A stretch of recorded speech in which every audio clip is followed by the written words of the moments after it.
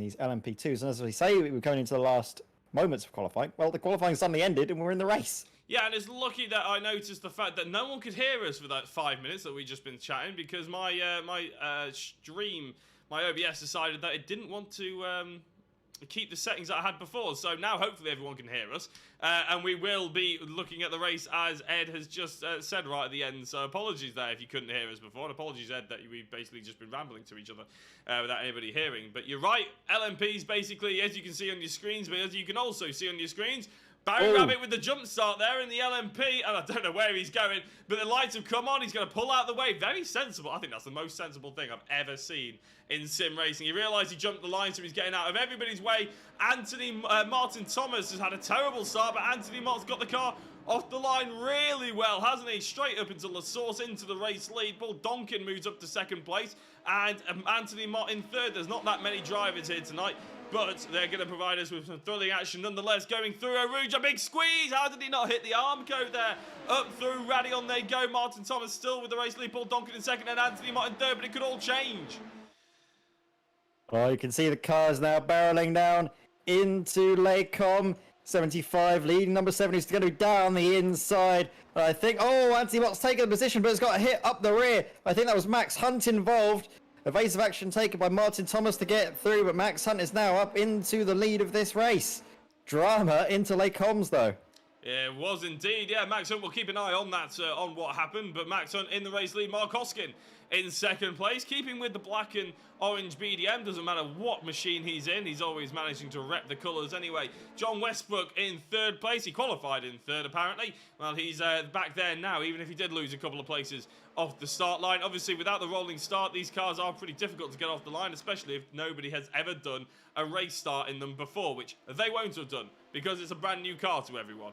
A little bit further down, a livery that we absolutely love. We caught it just before. McLaren obviously repping it at Monaco this weekend.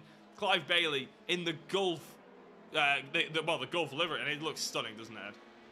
It does. He's even got the McLaren Stars sponsorships on the side. You've got little McLaren, I think, is it Arrow or Shadow on the side, as well as the sort of on the shark fin. I'm really looking forward to seeing that car out on track in action this weekend for the Monaco Grand Prix. And then just in front as well, you can see another classic style livery, the Silk Cut Jaguar livery from the old days. I think it was, oh my word, I'm going to have a pin in that thought, because Max Hunt, from the lead of the race, suddenly had a moment going through the chicane, and this is going to be a very characteristic LMP2 sad slow spin, I'm imagining. Just, yep, too much speed in, eager on the power. It's so easy to loop the car with a long wheelbase, and unfortunately that's what Max Hunt has found out. It is indeed, yeah. So Clive Bailey in the Gulf machine getting a bit of a slipstream here by the looks of it from the Silk Cut Andy Montgomery. But I tell you what, Martin Thomas has come back to play after that earlier incident, isn't he? Looking outside, faking towards the inside now, going into Lacombe, the Kemmel straight even, and not the Kennels. And it looks like he's going to have the move done. That's because everybody else is just running wide and lost the braking zone. So Clive Bailey and both Clevin McGlone are both straight on at the apex. Yeah, absolutely. And in the background, actually, Kevin McGlone in the HPD. Look at that. He's coming up, and he might be actually coming to overtake some of the newer LMP2s. You can see the Tequila Patron liveried car. I love the LMP2. You can just hear it as well. A much higher note coming through than sort of the deeper groan from the Dolaras. You come on board with it now. You can just hear it, can't you? Start to scream away. You can indeed, yeah. There is something special, isn't it? I mean, to be fair, iRacing gets a lot of slack for its physics and everything like that, but realistically, I think the sound of the cars is normally pretty good, isn't it? We'll jump straight back to the front of the race, though, because I think Mark Hoskin's got a little bit of bother from John Westbrook. Obviously, we'll have a look at what happened right at the start of the race as well, but as they're coming down towards Blanchimont, we're going to have to keep an eye on this, because a good slipstream here could see John Westbrook fly up the inside, going into the final chicane. In fact, he's not going for the inside. That's because Mark Hoskin was covering it. And Westbrook does the sensible thing, maybe. Tries to just find his braking point. Although he's flying up the inside, and that was an ambitious move. But I tell you what, Hoskin must have seen it coming because Westbrook slides through into first place, and a really good move by him, done and dusted. Martin Thomas is coming into second as well, if you can help it. Yeah, we can see them now going into La Source, and coming out of La Source, well, the 666 Mark Hoskin loses the position. Martin Thomas lets it down the inside, and is now going to also get the toe coming out of Radion all the way down the Kemmel Straight. This could be a very good chance for Martin Thomas to suddenly find himself back up into the lead of the race. Oh, whoa! My days! Who was that? I think that was Max. Barry Rabbit. Oh, it was Barry Rabbit. It was Barry Rabbit. Yeah, he's had a crash. That was almost terrifyingly close. Oh, huge moment there for Martin Thomas. On the curb as he lags in and out of existence, he gets a much better run, I think, because Hoskin was probably expecting him to just lag out and then all of a sudden they'd be inside each other, basically. But Martin Thomas and John Westbrook seem to have got past Hoskin. What can they do? Can they stretch their legs and keep ahead, maybe extend the gap? We'll wait and see. But Anthony Mott trying to charge through on a recovery drive, and Andy Montgomery with Clive Bailey just ahead as well. So keep an eye on this little mid-pack battle. Although we've only got 11 drivers, realistically we've only got 9 drivers in the actual LMP2 class, the new class anyway. It's still provided some brilliant racing the first 3 laps. It certainly has great entertainment. Great entertainment. There we go. So far, so entertaining. I can't get my words out. But meanwhile, we're going to see a replay of the start, and well, Barry Rabbit immediately pulls off to the right-hand side of the circuit. The 666 of John Westbrook just doesn't seem to get any sort of a getaway whatsoever. Allows the number 7 around the 75 to sweep on through. That is Anthony Mott going toe-to-toe with Martin Thomas. And we're going to see them now going up through Eau Rouge Radion. And I think it might have been actually the number 9 of Paul Donkin that might have misjudged the brakes a little bit. We're going to see a replay of it here. So down the inside goes the number 7. Going to get the slipstream coming through, and then he's going to get the overlap coming into there. Watch out for the number 9 in the background, Paul Donkin. Going to look to the inside very late. Misjudges the brakes, taps both cars. And that's the reason why we saw all of that sort of commotion going into Les Combes for the first time. Yeah, a bit of a shame, wasn't it? He actually made contact with both the drivers. Luckily, neither of them were really that hurt, thanks to the fact that they don't have damage in this series still. But Martin Thomas is piling back through the order, isn't he? He's clearly put some miles on this LMP car because he's got to grips with it, shall we say, as he flies around the outside of John Westbrook. The slipstream clearly is a pretty big factor in these LMP cars, Ed. Is that something that you've experienced when you've been driving them? Yeah, you do notice a lot of aerodynamic interference on these cars, but of course the slipstream is very beneficial. It helps a lot in an endurance scenario as well, being able to save fuel from cars in front. We're not seeing that at the moment, though. We're just using the slipstream to make overtakes like Andy Montgomery just did, going into Bruxelles, and then all of a sudden the drivers in behind, they get confused, they get crossed up with one another. Clive Bailey faces backwards, as does Anthony Mott, and there's an HPD on its roof. Who is that? That's Kevin McGlone. It is Kevin McGlone. It's the only HPD that we've actually got running because Nick Phelps isn't actually running in the race anymore. So as Kevin McGlone is trying to spin his wheels, I don't think that's going to help you right yourself. On some games it might do, actually. But he's going to have to try and tow himself to the pits, isn't he, unfortunately. But a nice underside there to the HPD. Yeah, it is a very nice car, powered by, I believe, a 3.4 litre V8, giving you just under 500 brake horsepower. And it's a very nice bit of kit. That, unfortunately, though, seeing it upside down, not even on its roof, but I guess on its, I don't know what you'd call it, really.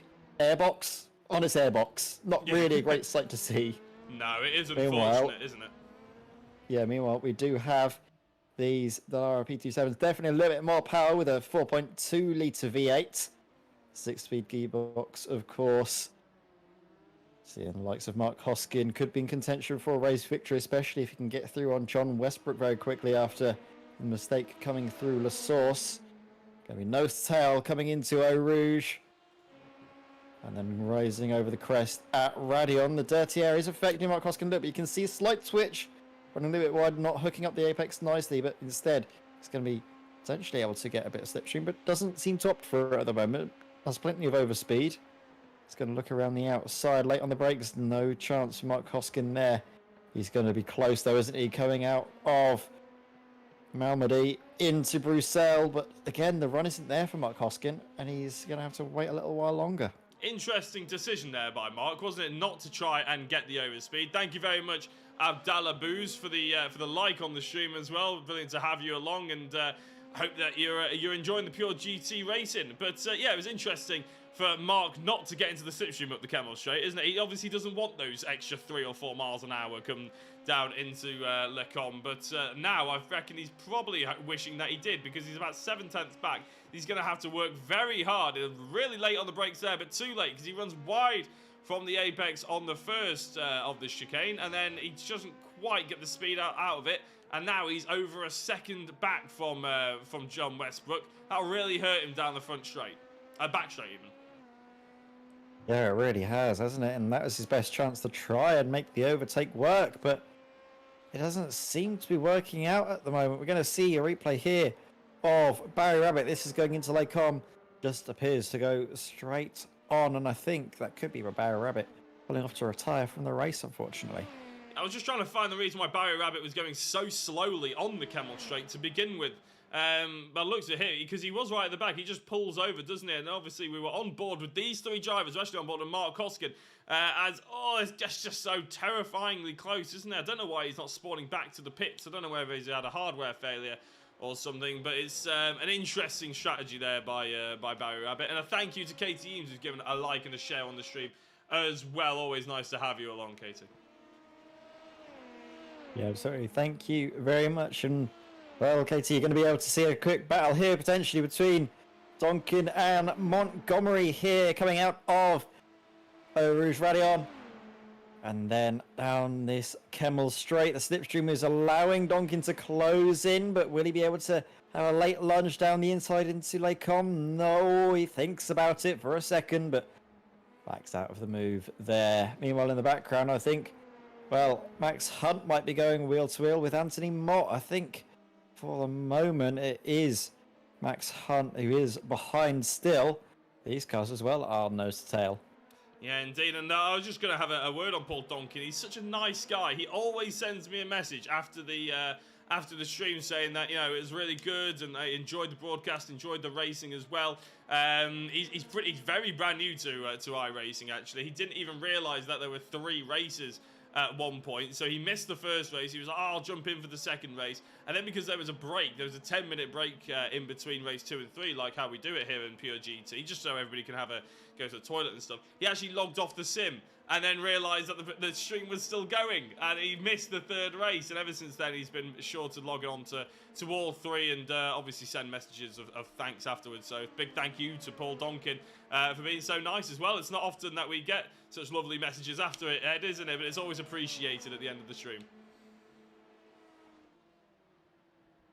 Absolutely. So we're going to see now Paul Donkin is trying to close in to Andy Montgomery. It'd be so good if he can get the move pulled off. He's right up behind. He's going to have the slipstream coming out of La Source into Eau Rouge as we do start the white flag lap.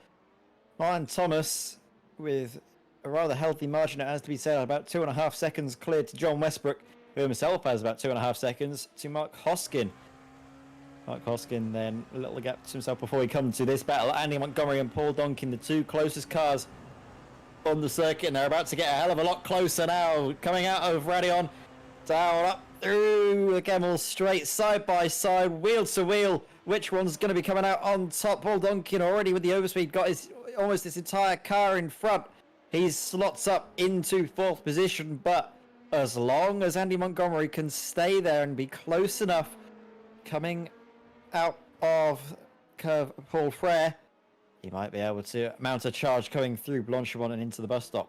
Yeah, that's the hope, isn't it, for him? But Donkin got a really good run, and it's always fascinating. I always like to jump on into a nose cam or an onboard of the chasing driver as they go up Eau Rouge and Radion and everything like that, because the attitude of every car that these guys drive, I mean, they've driven Spa in the GT3, the GTE, I'm pretty sure, the Formula F3, and now the LMP cars, and every single one of them attacks that Eau Rouge section slightly differently. And the LMPs, they're very stiff cars, aren't they? They're purebred racing machines. They're built for nothing else but to be as stiff and as fast as humanly possible. And up there, just touching the curbs can really unsettle the car, but Donkin got a really nice run up there and down the Kemmel Straight, and it was a done deal before he even had to get into the slipstream. So a really good drive by him. But you're right, Andy Montgomery's still 9/10ths back, but we have to focus on Martin Thomas, because he may have got unlucky at the beginning of the race, but he's managed to fight his way back, and once he got into the race lead, there was really no catching him. 3.3 seconds the gap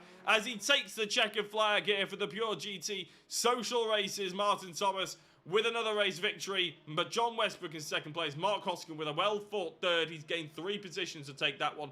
Paul Donkin in fourth. That's where he started. Andy Montgomery's gained 4 positions to finish in 5th. Yeah, great race there.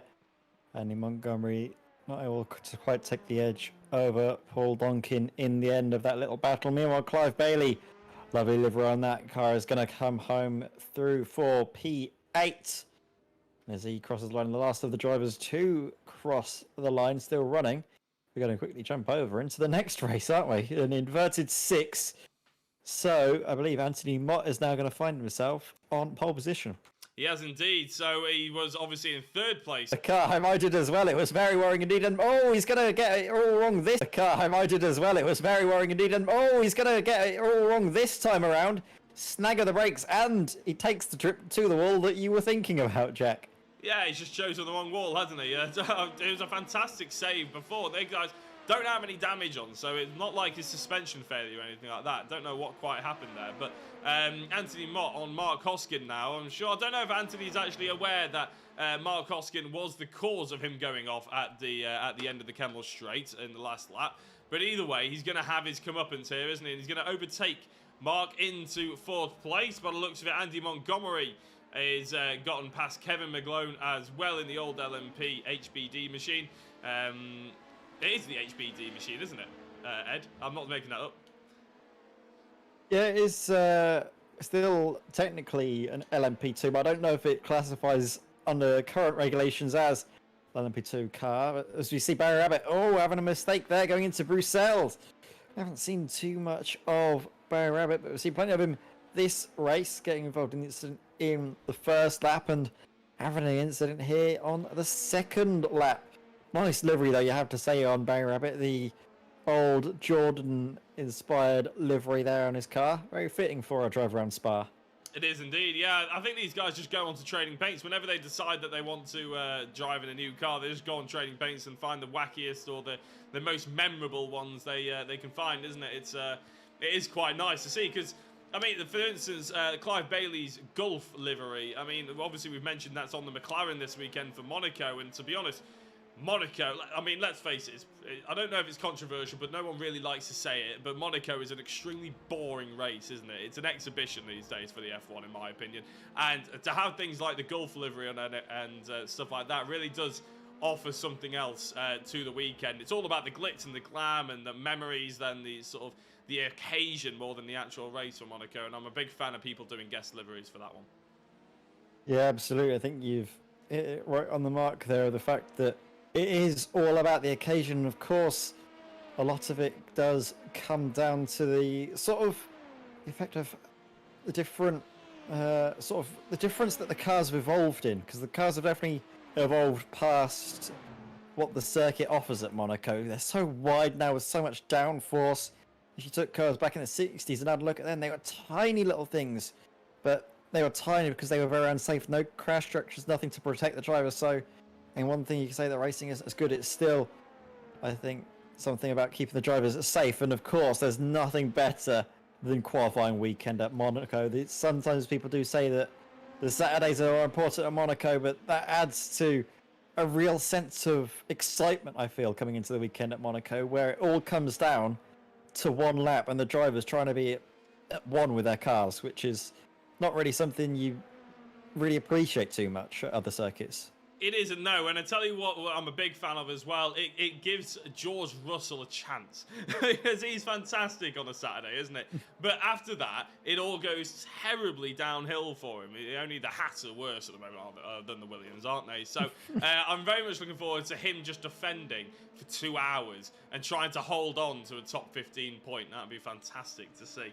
But I mean, if you're right, the cars they're far too big these days for the likes of Monaco and other street circuits. Even if you look back to 2008, with Lewis Hamilton's first title-winning car, they did a comparison with that one and his 7th title-winning car. And literally, the 2019 car is double the size of the 2008 car, which is amazing to think, isn't it? Because Max Hunt, I was about to say, defended that very well. But he's ended up doing the classic slow LMP 2-car spin. He just sent too much speed and had a bit too much lock on, didn't he? Yeah, so we're going to see now Andy Montgomery's going to be able to have a chance to get through on Max Hunt as well. Max Hunt as well, after that little incident, he's going to have some overcooked tyres. He's going to, again, the car looks slightly loose, as does, though, Andy Montgomery. We're going to see a replay of it here. Like you mentioned, it was a very good defensive drive to hold the inside to keep the position, but he just takes too much in as he turns in the car, breaks traction at the rear, and slides it around a long wheelbase that makes the car drive thinner than it actually is. Means that it's quite twitchy at the rear, and unfortunately we've just seen Max Hunt fall victim to it. We have indeed, yeah. So Andy Montgomery is still trying to chase, even if he did get a bit of a snap at La Source. But I mean, I suppose carrying on from that F1 chat that we were having before, I don't know about you, Ed, but every single new track that gets brought in, and we've got 23 races or something ridiculous in the F1 calendar now. It's far too many, in my opinion, anyway. But the more and more get announced, they're all street circuits, aren't they? They're all, I mean, even Miami, street circuit. Vietnam was announced a couple of years ago. That's a street circuit. I think only Zandvoort, which was announced a couple of years ago to take advantage of all the Max Verstappen fans. I'm all for it, to be honest, because that is finally an actual circuit, although it is pretty much like as narrow as a street circuit. But in my opinion, last year's 2020 season, when they went to Turkey, they went to Imola, they went to all these sort of different places in replacement to the street circuit, it was so much better. It's so nice to see actual F1 cars on a proper race circuit designed for racing and not just the streets of some random city that paid the most money. Yeah, absolutely. Although there is one of the more recent, I guess, semi-hybrid street circuit of the Mexican Grand Prix, and that is actually a circuit that I do quite get along with. It is. I don't have a problem with that one, to be fair. You're right. It's a weird mixture, isn't it? It's technically a street circuit, but it's a very nice track indeed. And if we have more circuits like that going through, then I'm very happy. But of course, Australia's like that, isn't it? Really? Australia is a bit similar to that, but I find that Australia, when it's the season opener, it sort of makes you think the season's going to be boring because there isn't too much overtaking. Now they have as well made some changes to the layout to try and improve overtaking, and we'll see in the future if that will be the case. Like you mentioned, it's a very interesting point you made about more and more circuits being brought out, street circuits. But a lot of the time, it's about Formula 1 just trying to increase. I think it's like it's global brand, isn't it? Trying to get close to the fans and come into these populated cities to try and build a more bigger global audience, I guess. Yeah, and you're right. I mean, I did sports business at uni, and you're absolutely right. My entire dissertation was about fan interaction with the British Touring Car Championships, and I made the point that the Formula E is actually the best for that, and one of the reasons is because they actually get into, the fans can get so close with the action, and Formula 1 and British Touring Cars can learn a lot from it. However, I know there's an argument to be said. Spain is a terribly dull Grand Prix. And a terribly dull track for the F1 cars these days, and that's a purpose-built track. There's obviously Dubai and places like that don't offer up brilliant racing in their purpose-built tracks, but there's just something about going back to the likes of Imola and Turkey, Portimao.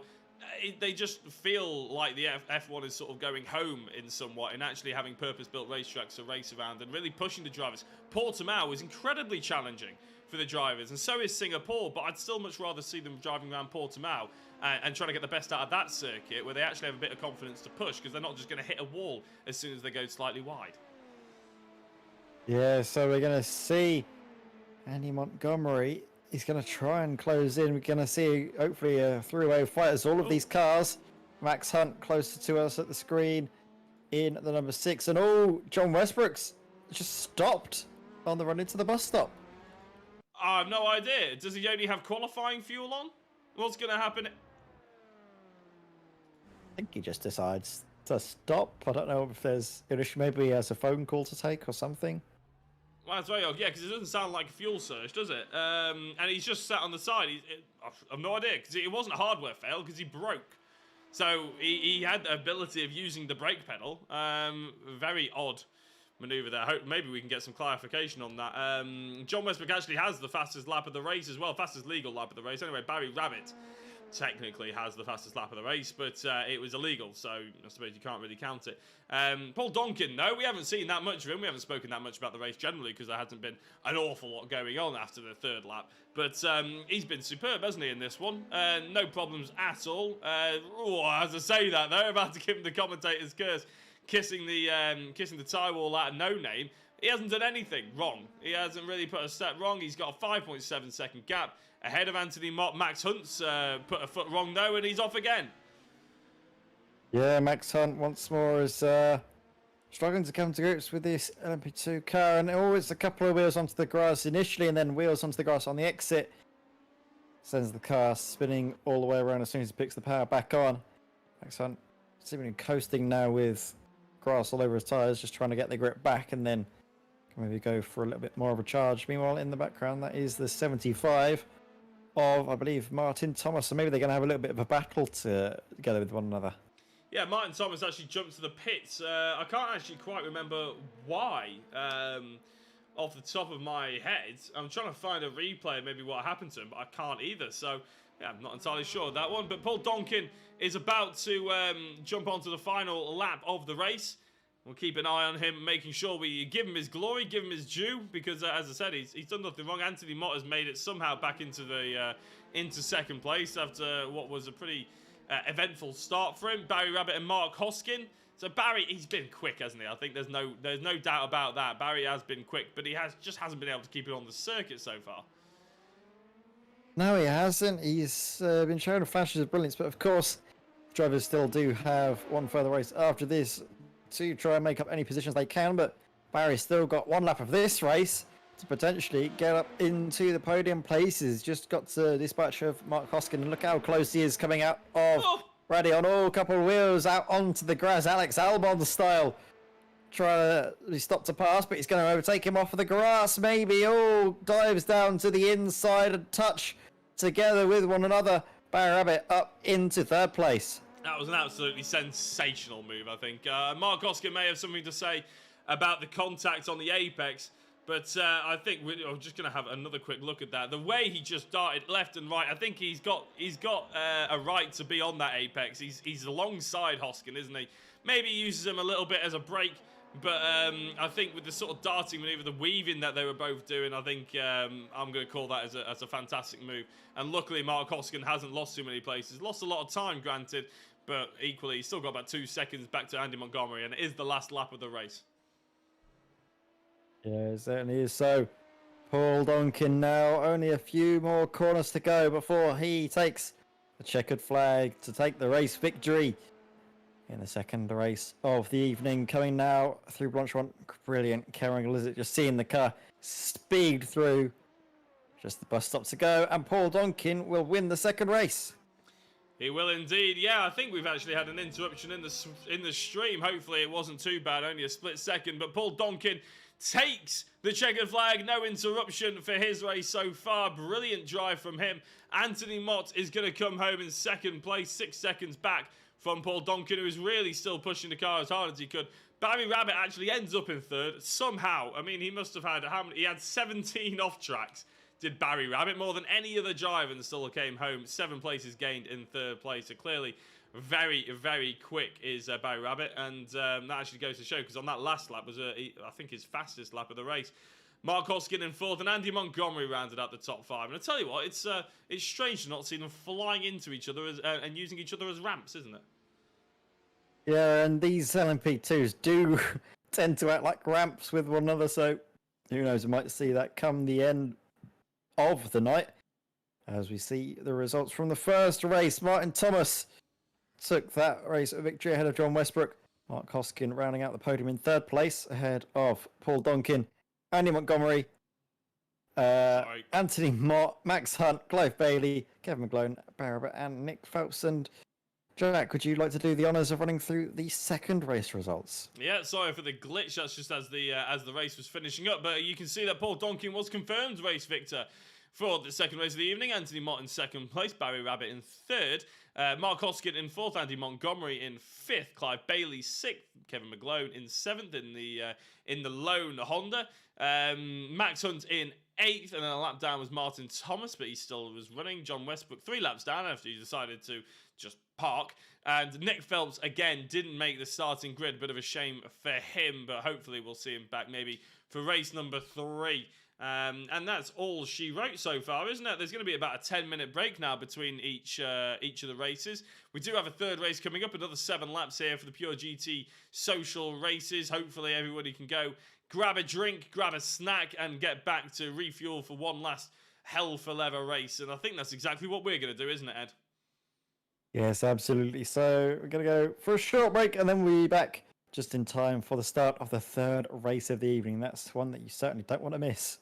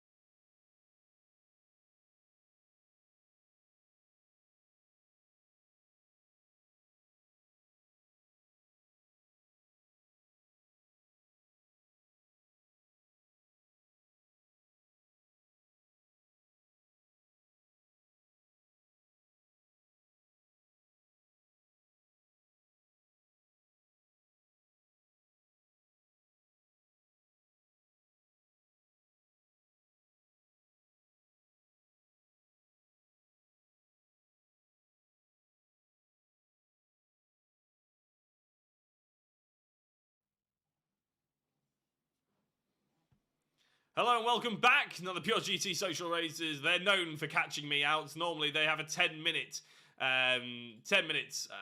difference between race 2 and 3, but today they've decided they're only going to have 5. So luckily I didn't go to the toilet. Alongside me is Ed. Luckily we were just chatting about the Arsenal game as Ed celebrated the fact that they're 3-1 up. John Westbrook on pole position, Martin Thomas in second, Max Hunt in third, Kevin McGlone in fourth, Clive Bailey in fifth, Andy Montgomery in sixth, Mark Hoskin in seventh, Barry Rabbit in 8th, Anthony Mott in 9th, Paul Donkin rounds out the top 10, and we're away already, and we'll bring up the race graphic so we can have a look at the fact that Kevin McGlone is in second place in the HBD. Martin Thomas leads the way, and I tell you what, with his pace this evening, you can't deny him as there's a turnaround for Mark Hoskin in the background. Oh yeah, other drivers were caught up by that and didn't actually take to the start of the race. I think John Westbrook and Nick Phelps might have been one of them. I think they might have been expecting it to be 10 minutes as well, and they might not be back yet, so don't get caught out. But look at that HBD up in the podium places. Go on, Kevin McGlone. He's not going to have the straight line speed. He's got about 100 horsepower less than these LMP2s, the Laras. He can still give them a run for their money, can Kevin, and we're going to see if he can hold on and carry on going. It's great to see HPDs still getting used in iRace, and even if it is in these fun little Pure GT social races. I want to see, though, potentially if they're going to make it a HPD only race next time out and see how the drivers adapt to that, because that's such a great car. Such a nice small car as well. You could fit it 2 wide, 3 wide, which I know they like to do. Just trying to sell the fact to him, Jack, because I love it so much. You just want to race, that's all it is. You just want to get out there and race. You want to leave me in the comms box high and dry and go and actually race, don't you? I'm tempted. I'd be telling a lie if I wasn't just a little bit tempted. But of course, I do enjoy commentating with you. I do enjoy talking over the action that we're seeing here down the inside. Anthony Montgomery looks for a move into the Fania chicane, but he backs out of it rather smartly because for a moment I thought Anthony Mott was going to try something on the 11 car of Clive Bailey as well. Meanwhile, further in front, Barry Rabbit already up 6 places, could be trying to make it a 7 and up into the lead of the race. He's closing the gap down to Martin Thomas as they make their way into Blanchimont for the first time in this third race. Very wide on the exit by Barry Rabbit, but he's carried plenty of speed. Looks for a moment to be able to challenge into the bus stop. And oh, Kevin McGlone, he's round. There's contact, I think, between himself and Max Hunt. The smallest of touches, but his car has, well, reacted in quite a bad way there.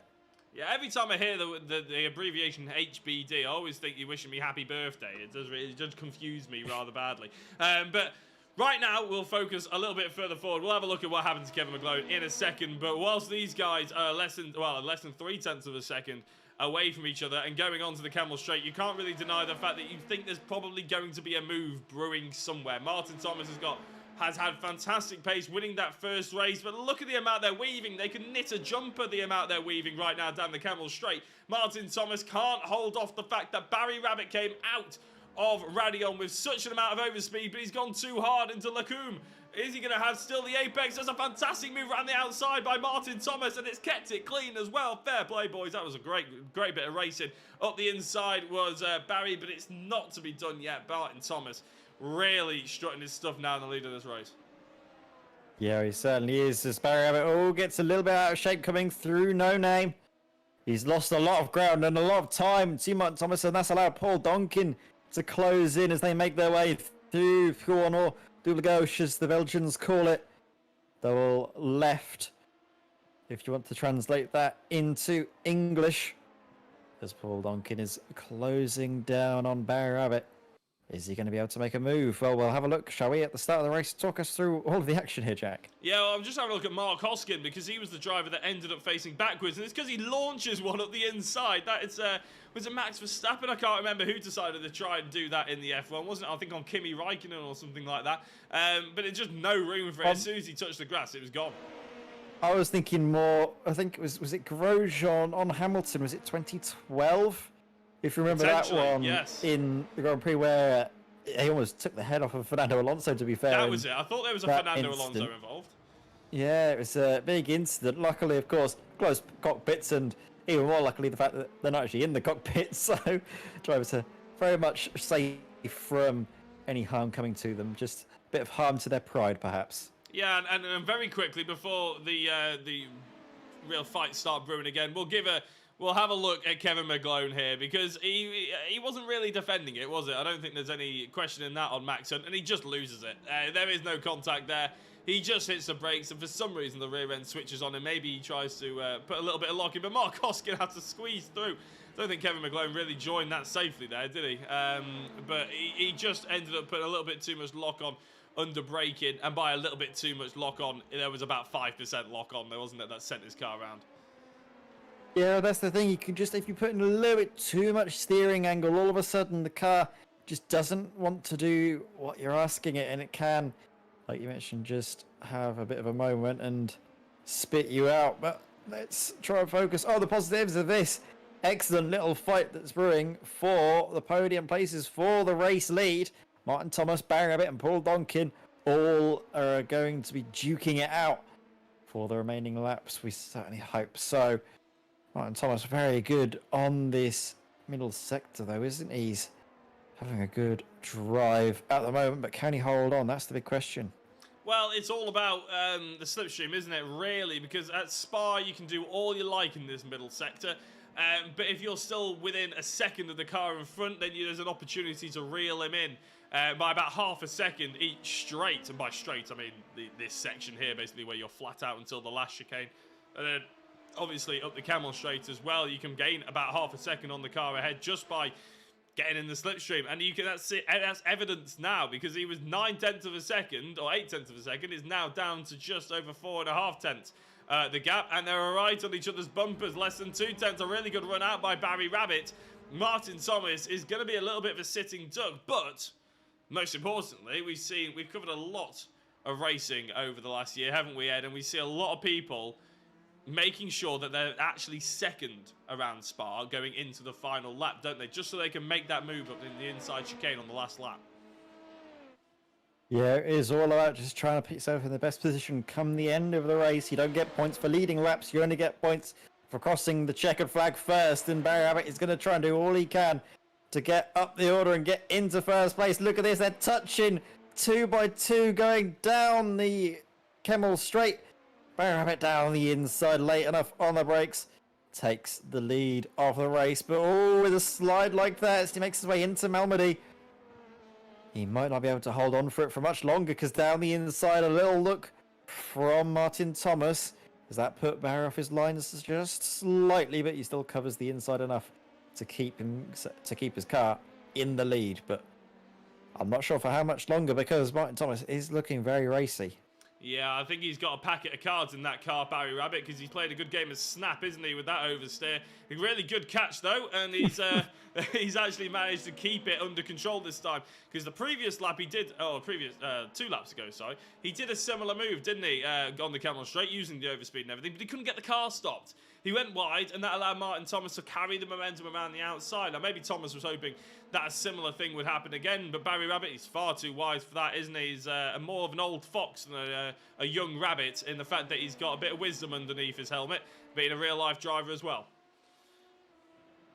Yeah, he certainly could. So let's see what he can manage. Now, he has pulled out a bit of a gap behind his Barry Rabbit going down this final sector of the lap. So now he's got a bit of clear air, doesn't need to worry about any aero wash. Could be his chance to build a margin, but well, you have got the long run coming out of La Source into Eau Rouge Raidillon, an even longer run out of Raidillon down into Les Combes, so plenty of time for Martin Thomas to use the slipstream to his advantage. But that was the fastest lap of the race so far by Barry Rabbit, a 2-minute 3.07, an entire second faster on that previous lap than Martin Thomas. Paul Donkin as well has unfortunately dropped back a little bit in terms of pace, not quite up there yet in this fight, but if these two do start to battle, he could find himself back in that fight. We've had confirmation in the chat as well from Katie saying that Mark Hoskins' send up the inside into La Source on lap number 1 was definitely a Grosjean move, so you called that one right there, Ed, that's for sure. Just having a look at a few of the other incidents that we've had on, just because we've got a little bit of a gap in the racing at the moment. Andy Montgomery had a crash off the line as well. Now, what happened to Andy? We saw what happened to from Mark Hoskin. Is it going to be a consequence of that incident? I think it may well be, because he's going to try and fly around the inside, and he just runs wide, doesn't he? So quite a lot of people will have had the same crashes Andy Montgomery has, but for some reason they've only listed Andy as having it. And if we have a look a little bit closer to the live pictures, Clive Bailey's had an incident as well going down towards the final chicane. It's not anything to do with any of the spinning drivers. No, he just took too much speed and didn't close the car. And I tell you what, I've never driven the cars, Ed, but they do seem very snappy as soon as you start braking. They don't seem to like any kind of input. Yeah, they do. They don't really like it too much if you try and take too much into the corners. That is for sure. It's basically because, especially into those slower speed corners, high speed, you've got the air rushing through over the sort of the veins and the channels and everything that's cut out of these LMP2 cars that you're able to take plenty of speed through. But as soon as you don't have that air rushing of the car, as soon as you lose that downforce, you find that the car is very snappy on you. So you need to really nurse it through the slow speeds and then just send it through the high speeds and have faith in the car. So it's a tricky car to get to grips with, which is why drivers, this could be their first time actually driving this machine, and we're finding that they're getting caught out just a little bit. No, I was actually offered. It just occurred to me, I was actually offered to jump in. It wasn't an LMP2, but it was the Ginetta's version. If anybody remembers, what was it called, the G58 or something like that. It was basically a prototype for a series that never really came to fruition. They tried to make. Yeah, I remember that. Yeah, they tried was to it make like a GT. It was like an LMP3 or something, wasn't it? Yeah, or something weird. Yeah, they tried to sort of make a series around it at a time where basically the prototypes and LMPs and everything was just sort of dying, really, as a series. So it was a bit of a strange move.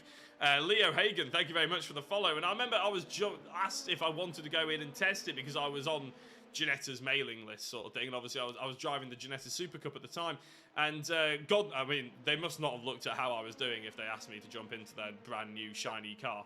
But I remember that, and I actually asked my dad, and he looked at me with the most stupid look in the world, as if I was just absolutely high as a kite, basically. He was like, there's not a chance you're jumping in an LMP prototype style car if you can't even get the Ginetta G55 round Croft in one piece. Not a chance.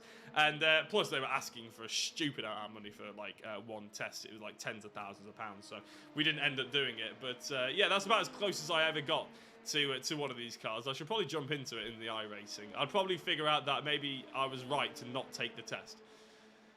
Certainly will. There's a definite learning curve when it comes to these cars. It's so difficult to get it right straight out of the box. It's all about, you sort of have to adapt a different driving style to what you're used to. Definitely slightly similar to an F3 style of driving, where again you lose the downforce going through the slow speeds and you have a lot going through the mid to high speeds, but it's very difficult to get right. And of course you do have traction control in these cars, but it cuts in at weird points and can sometimes mean you're more prone to mistakes than not with it, than you would be if it was just completely gone. Meanwhile, though, well, Paul Donkin is up in front of Martin Thomas, but Martin Thomas, as we do start now the final lap of this race, is going to close in down the Kemmel Straight. Not enough to make the move, but will be close enough to really start to worry Paul as he comes on to the final part of this lap.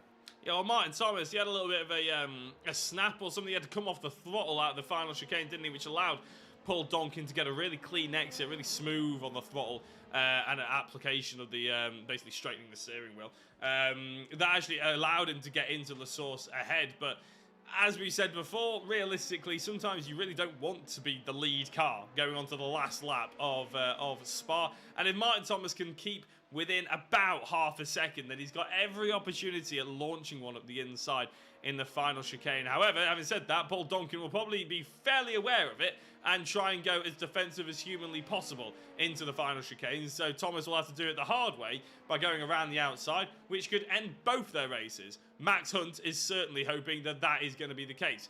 We're going round on towards the Blanchimont sort of section of the track. I don't really know what else to call it apart from that, because there is only Blanchimont in this section, really.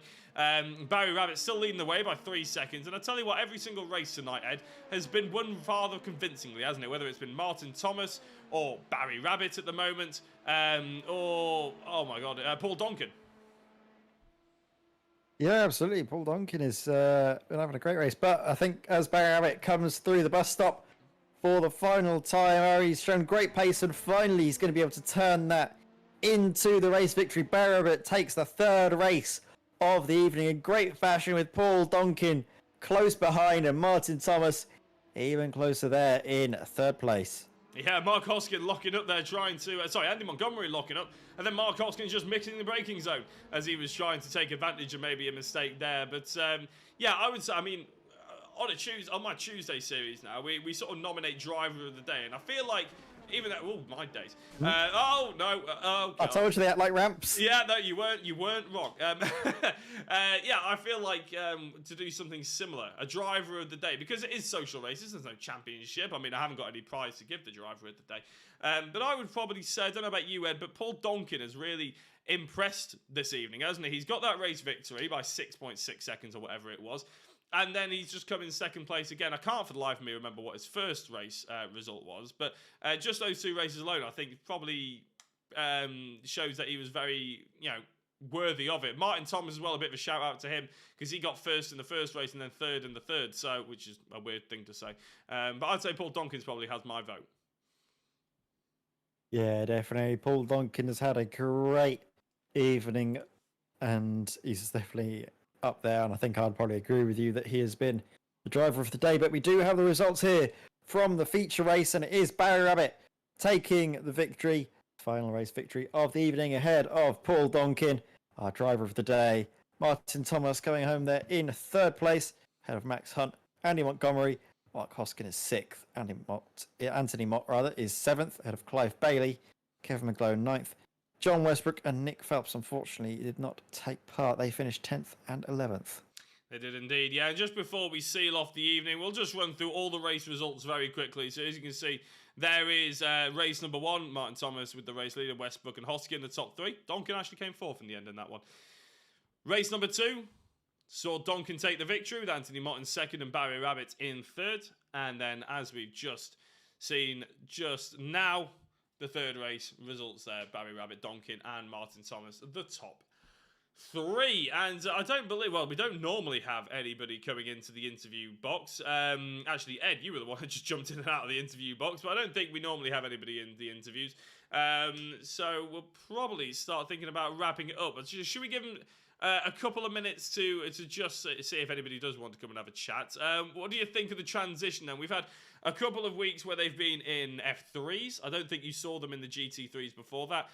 Obviously, you see them in the GTEs last week, and now into the LMPs. Do you think the LMPs car suited these drivers?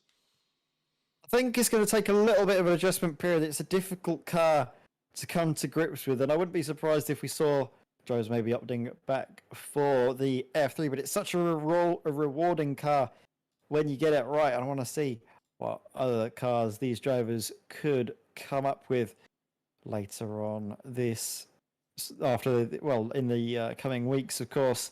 They've done the GT3s, done the F3s, done the GTEs, done the LMP2s. They could maybe jump around into maybe GT4s, TCRs as well, are very entertaining, and we'll certainly see what the future holds for the Pure GT social races. Absolutely, yeah. They do host a vote, which is why we can't say, oh, well, next week we'll be at Imola, or next week we'll be at Canada, or in a Dallara F3 or anything like that, because they do actually host a vote on their WhatsApp group just after tonight. I think that they even start the vote tonight and finish it tomorrow evening, so that's when we get to know about what track we're going to be at. So nobody seems to be coming in to have a chat with us. So what we're going to do is we're going to seal out the stream, I think. Thank you very much for everybody who's jumped in to watch, given a like, a share, a follow. Leo Hagen, sorry. Thank you very much for the follow as well. Anybody who's jumped into the comments as well has been brilliant. Katie Eames has actually weighed in with her opinion on the car debate. They're better suited to the F3s, but I think they need to go for GP tracks on some rather than full length. So the battles are better each week. So there we go. There's Katie's opinion. I think you're probably right. Big tracks, nice and sort of close racing. Hopefully a little bit of practice for everybody involved as well. My name's been Jack Oliphant. I've been joined as ever with Edward May. You've been watching this on Jacko Racing. You can tune in next week at 8:30 for more Pure GT social races, or equally, the penultimate round of the Next Gen Grid Engineering GTE series is on Friday from 8 o'clock. Can't for the life of me remember where we are. But then we have the finale in a week's time as well. And that is at Le Mans for a 2-hour special team event as well. That's going to be very exciting to see how that shakes up the championship. It's pretty much already won, but it's still going to be wicked. Cheers, Barry, for the comments on the stream as well. We'll see you next week. Bye.